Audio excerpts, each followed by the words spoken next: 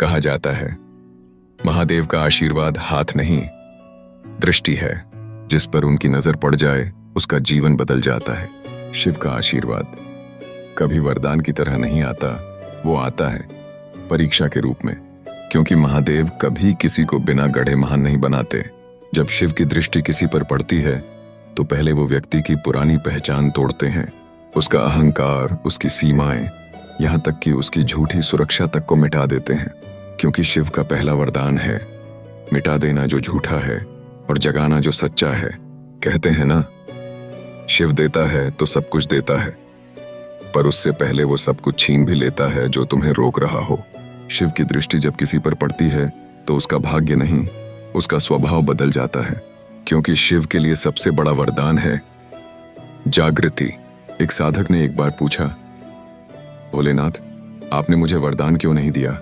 शिव मुस्कुराए और बोले, मैंने वरदान नहीं दिया क्योंकि तू अभी तैयार नहीं था। पहले तुझे जानना है कि तू कौन है। यही है शिव की दृष्टि का रहस्य। वो पहले तोड़ते हैं ताकि बना सकें।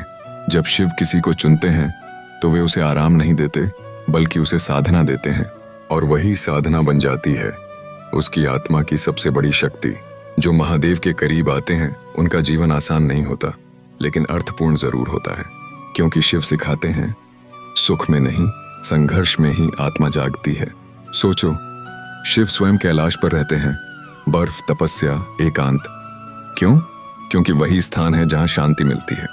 वो हमें सिखाते हैं अगर जीवन में स्थिरता चाहिए तो भागना नहीं, भीतर जाना सीखो। जब तू भीतर शांत होता है तो बाहर सब बदल जाता है। क्योंकि असली साधना पहाड़ों में नहीं, तेरे मन के तूफानों में होती है। जब तू खुद से लड़ना सीख जाता है तो कोई भी लड़ाई तुझे नहीं डरा सकती। शिव की दृष्टि वही शक्ति देती है जो डर को भस्म कर दे। शिव का आशीर्वाद बाहरी नहीं, वो आंतरिक होता है। वो किसी चमत्कार के रूप में नहीं आता, बल्कि तुम्हारे विचार बदल देता है। जब शिव तुम्हारे जीवन में आते हैं तो तुम्हारा रास्ता नहीं, तुम्हारा नजरिया बदल जाता है।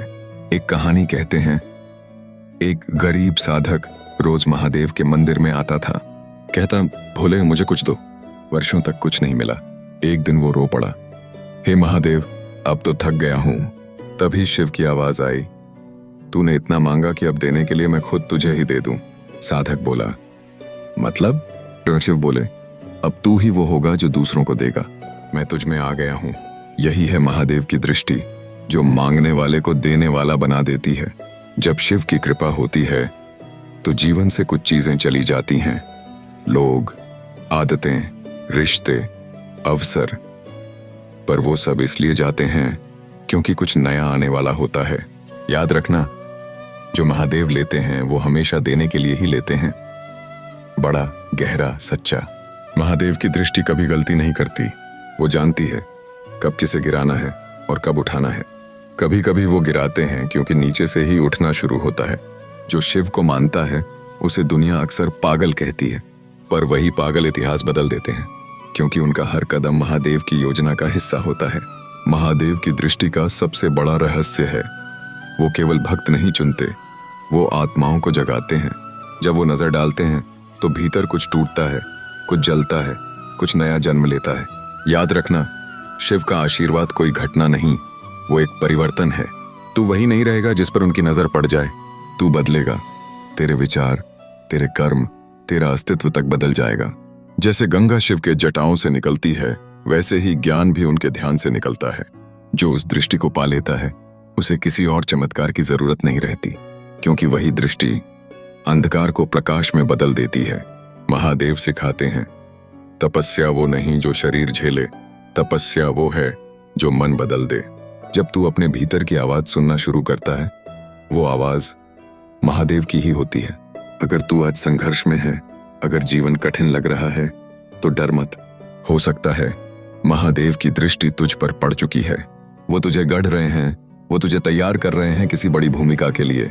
इसलिए जब सब बिखर रहा हो तो याद रखना, तू बिखर नहीं रहा, तू बन रहा है। क्योंकि जिस पर शिव की दृष्टि होती है वो कभी हार नहीं सकता, वो केवल बदलता है, अंदर से, गहराई से, हमेशा के लिए। शिव दृष्टि जो देखती नहीं जगाती है, जो देती नहीं बनाती है, जो छूती नहीं रूपांतरित कर देती है। अगर आप भी महसूस करते हैं कि शिव की दृष्टि कभी आपके जीवन को छू गई है, तो इस यात्रा को याद रखिए, क्योंकि वही क्षण आपका नया जन्म है। ओम नमः शिवाय।